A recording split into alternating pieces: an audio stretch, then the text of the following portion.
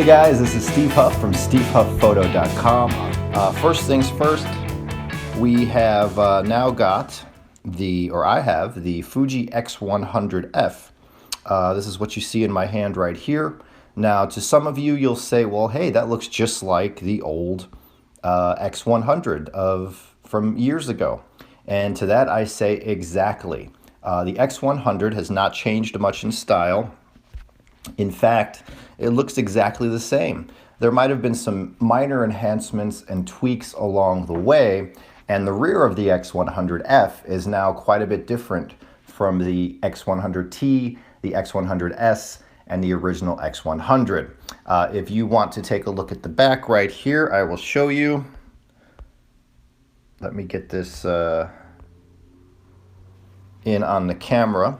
So on the back here, you can see all of the menu items have now switched over to the right side. So you don't have buttons over here. They're all right here. And you have a little joystick right here that you can move your focus point to, etc. Or if you're manually focusing and you want to magnify, you can move that point using this joystick.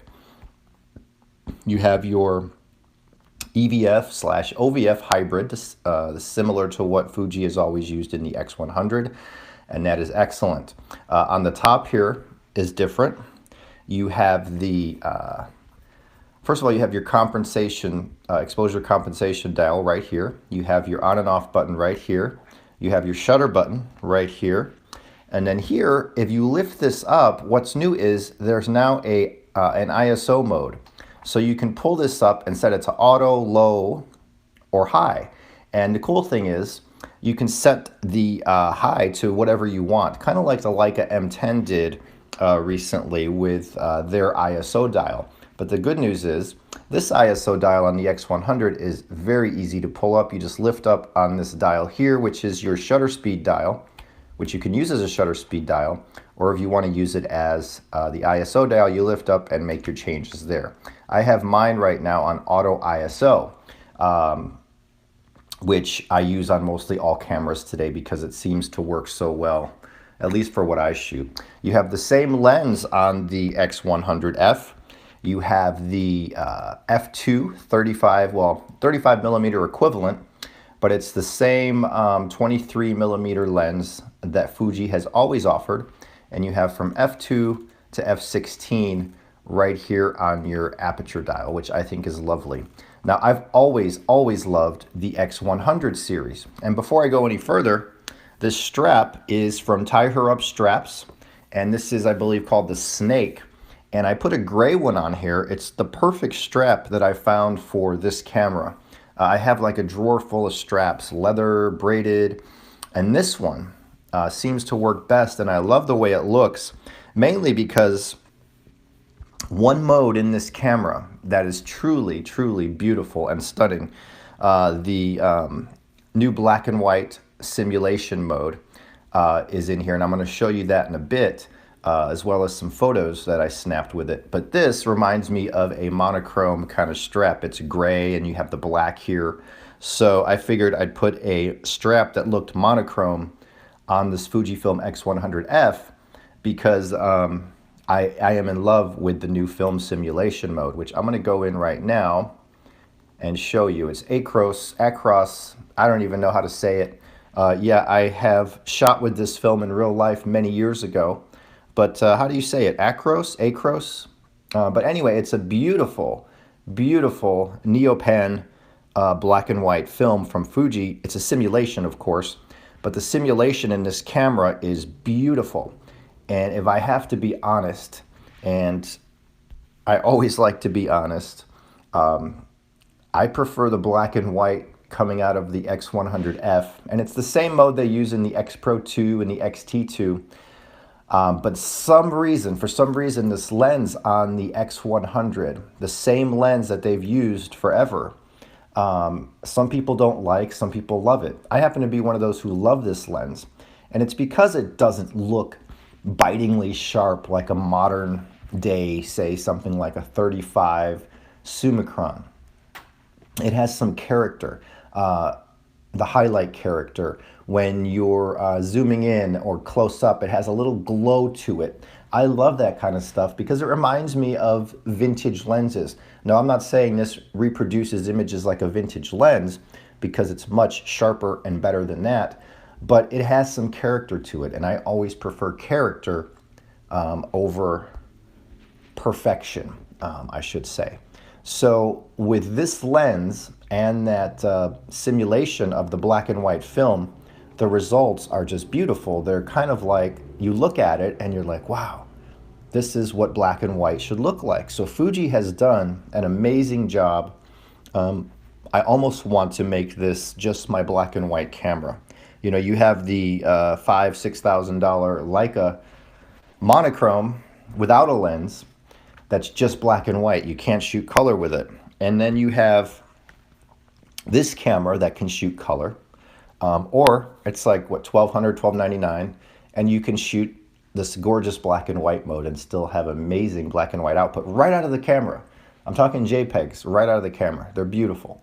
So as usual, the Fuji X100 series is a joy to hold and use. It's got a little heft to it, which is nice. I don't know if it's just my imagination or that I haven't used one in a long time, but excuse me, I had a little cold last week, still getting over it. I haven't used one of these in a long time. It seems to me to feel a little heftier, but that could just be my imagination. On the left side here, you have your focus preference, single, manual, or continuous. Out of the box, it was stuck on manual. And I was like, hey, my autofocus isn't working. And then I remembered there's a little switch right over here, which I'll show you more close up on. So the switch right here. Again, this is your aperture dial on your lens, your 23mm f2 lens, which gives you a 35mm full frame equivalent. Now you're still going to get the bokeh of a 23mm f2. You're not going to get that bokeh or depth of field of a 35. So just think of it in those terms. You're getting the depth of field of a 23mm lens at f2 because this is in fact a 23mm lens. But due to the fact that this is not a full frame camera, it's APS-C, you have that crop involved, which gives you a 35mm equivalent, which to some is perfect. The Leica Q, for example, has a 28mm. So this isn't as wide as a Leica Q. It's not as expensive as a Leica Q. But it's still a very, very nice camera. Your OVF, EVF, you can choose optical viewfinder, which gives you a simulation sort of a rangefinder, though it's not a rangefinder. And then you have your EVF. I just use the EVF because I like the what you see is what you get kind of deal. The battery here, we now have the battery of the X Pro series, I believe, and the XT series from what I understand. So if you have those cameras, you can use the same battery. The speed on this camera is sufficient. I set it to the high performance mode and it focuses really quick as long as there's something to lock onto. But you can hear it beep. And I have no issues with focusing. Now I wouldn't use this as an action camera. I would never use any Fuji X100 as an action camera. For example, when you're shooting, if you're shooting little children running or sports and setting this on continuous, this is not going to give you the performance of something like an EM1 Mark II like I have right here. It's going to still be a lot slower than a DSLR or fast mirrorless. But to me, this camera is more about shooting life, shooting memories. In fact, I wrote a post last week at my website, SteveHuffPhoto.com, about just that, how this camera is a memory maker. It's a life camera. I've used it over the years to make and look back now at many memories. A lot of people use it for street photography, simple portraits, environmental portraits. This is a take anywhere camera that's slim and small. It's much smaller than, say, a Leica Q. It's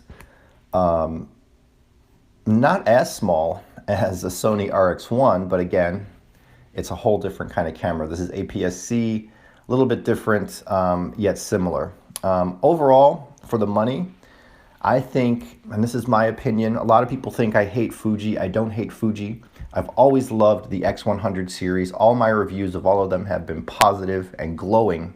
I like the XT1, XT2. I was not a big fan of the X Pro series so much, or the first generation X-Trans sensors.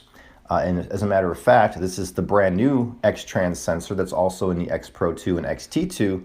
And from what I've seen, Fuji has come a long way since that first gen. There's no more waxiness in the images. I'm not seeing that waxiness. When you zoom in to 100%, there's no longer those issues with detail. The color is fantastic out of this camera. I know I raved about the black and white mode, but the color is just fantastic as well. So Fuji has come a long way with their X-Trans technology. I would say now, for me, this is absolutely, right here, the best Fuji camera for me made today. This is the only Fuji camera that I would feel comfortable buying and not have any regrets for the money spent, because it does exactly what I wanted to do. And the 35mm focal length at an f2 aperture is really all I need. I love my 50s, but I have other cameras for that. Now, when you set it side by side, let me widen this angle here. Here I have my Leica SL and the X100F. The SL has a Zeiss 35 f1.4 ZM lens on it. Let's zoom in on this a little bit so you can see it. And this camera, it's like $7,500 for the camera. This lens is like $23,000. So this is almost a $10,000 combo here. And of course it's beautiful. I mean, it's gorgeous. This is on another level of build quality when you compare it to, say, the Fuji. But at the same time, when you take photos, are they going to be more similar or more different? So from what I've seen, of course, the SL is going to give you a little bit more of a richer file because it's full frame. You're going to have a more shallow depth of field available, simply because we are talking about an f1.4 on full frame versus an f2 on APS-C. But is it worth the $80-some more for this over this if you're going to shoot 35mm? No, it's not. So this is the X100F from Fuji. I'm going to review it here in the next couple weeks at SteveHuffPhoto.com. So I hope you enjoyed this little first look. I also wanted to show you guys a couple of bags that I'm going to be reviewing here shortly. This is the Cozy Speed Cam Slinger. Now this is the brand new version of the Cam Slinger from Cozy Speed, and they've come a long way as well. This is a gorgeous bag. They're not using leather here, so it's like a fake leather. So it looks really nice, and you're not harming or using, you know, animal skin to make a bag. Now, the way this opens is very cool. It's very quick. This is the Cam Slinger because they say you can pull out your camera and shoot in about a second once you get used to it. And a lot of people used to say, oh, it looks like a fanny pack because it goes around your waist. But I'm telling you, when you wear this thing, it in no way feels like a fanny pack. It's liberating, to say the least. I did a video for Cozy Speed in Vegas a year or two ago when they had their first bag, and I loved using it. And this one is like on another level as far as materials and quality. You got pockets on the side here. That's really cool. Same zip. You got a zipper pocket on this side. I mean, that would even fit your phone, my iPhone right there. And inside, of course, you take this little thing, you move this open, and you're open to the inside, which still has all the dividers in it. I haven't even taken it out. But I could fit my SL in here with a lens. I can fit the Fuji with some accessories, a Leica M. And it's a beautiful bag, and they're cheap. They're inexpensive. Well worth the cost. So I'm going to talk a little bit more about this coming up soon.